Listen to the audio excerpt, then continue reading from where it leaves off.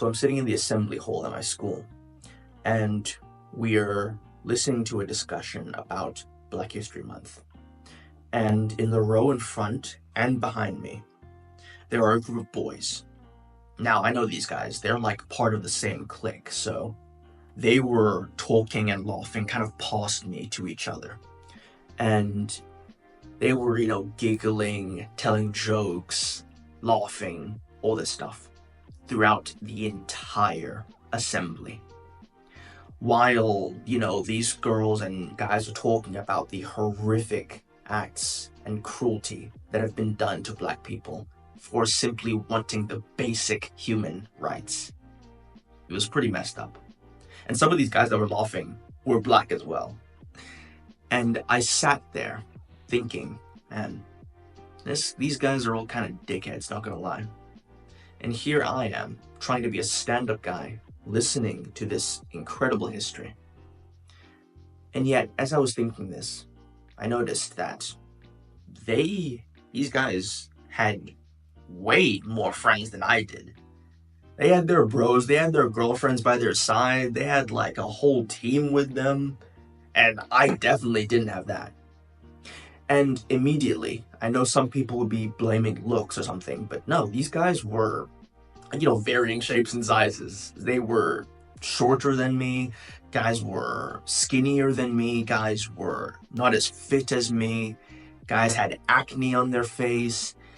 It was not like some tall giga chads that were doing this. These guys were all, weird guys.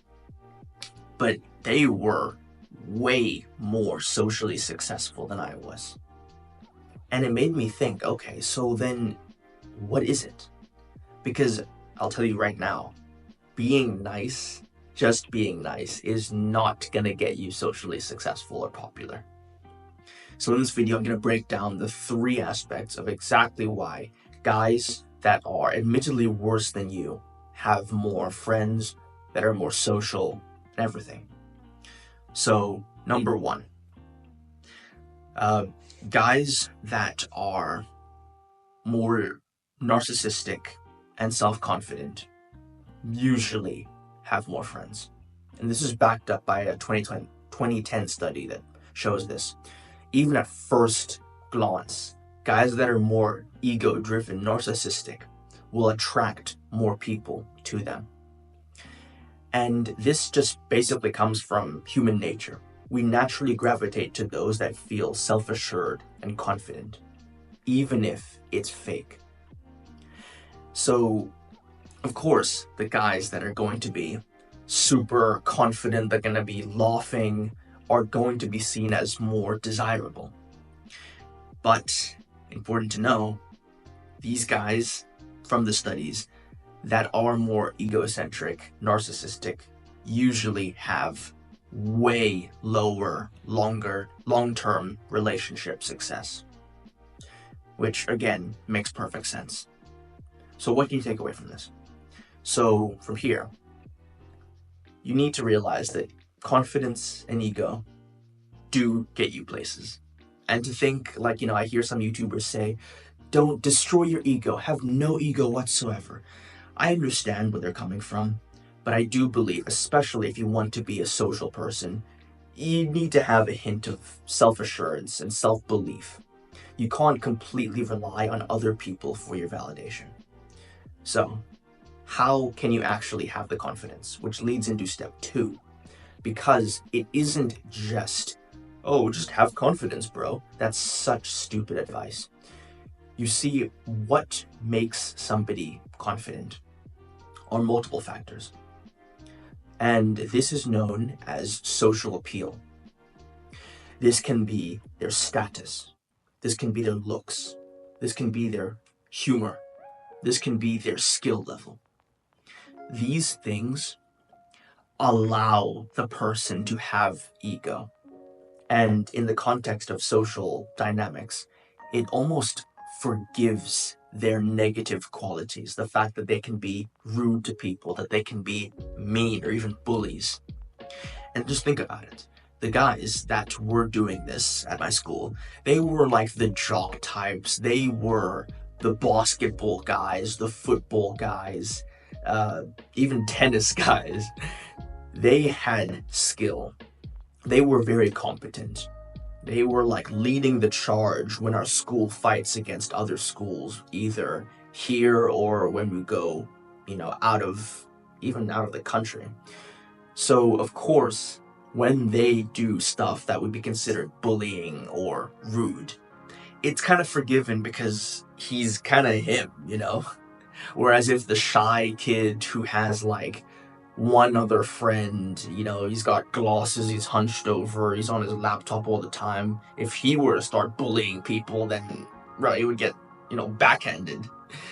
And it's kind of sad, but it's true. Now, what you can take away from this is that if you truly want to earn your confidence, you need to build up your competence. So if this is related to a community, learn whatever skill is valued in that community. Obviously, in most schools and high schools, sports, physical athletics is valued. So being good at basketball, being good at football, swimming, baseball, cricket, being good at a sport automatically, I've seen, gives you like plus 10 aura points just across the board. Now, if it isn't related to sports, if it's more about like a workplace environment, then simply being a hard worker and having interpersonal skills, being able to do public speaking, being able to create good presentations. I'm kind of talking out my ass right now, but these things that would be valued in that setting will give you more. Not only will give you inner confidence, but it will allow you to, stand up a bit taller, keep your head up high because you deserve it. Now, before I get to step number 3, I want to let you know that I have a free, totally free, full guide to how you can start your social journey in just 5 days in the description down below. So I'll send it to you. Check it out. Now, number 3 is kind of sad, but it's true. When guys like this, that are more narcissistic, rude, manipulative, when they start getting a few friends, it almost snowballs, and now more and more people want to be part of the in-group, even if that costs ostracizing others.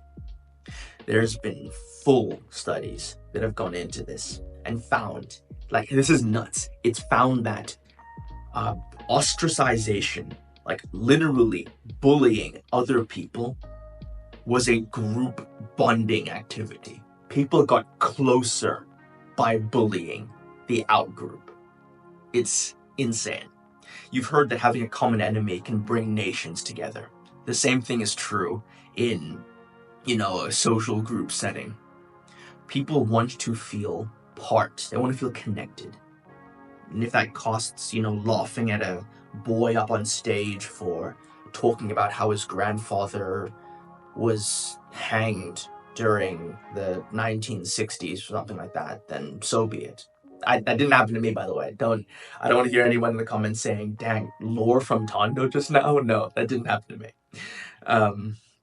But yeah, it's very sad that deliberately hurting other people can boost other people's social status and, group financial group stability. So what can you take away from that? Well, obviously, do not go out and bully people. That's a cowardly move. So I would just say, when you start to build up your social group, which will happen over time, then make sure that you guys have something keeping you together. Maybe you're a hiking group, so hiking is the thing that bonds you guys. It keeps you together. Maybe it's even video games. You guys have a video game group. You play, Elden Ring every month, every week, whatever. Having something that bonds you guys consistently will keep the group alive. There's a story about what happened to my friend group that I'll tell you.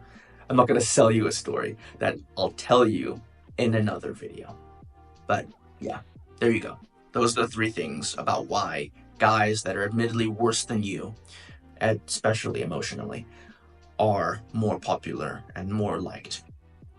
Now, you can click off, but I just want to let you know that I've created a Patreon, not just because I want you to pay me, but because I've noticed that as this movement grows, I want to be able to know what goes through your guys' mind and how you want to be more social.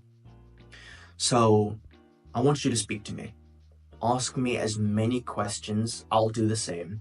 And we can have a friendly discussion where we think of how I can help you, specifically you. So it's in the second link in the description down below. Check it out if you want to. And remember, take action, learn, daily. See ya.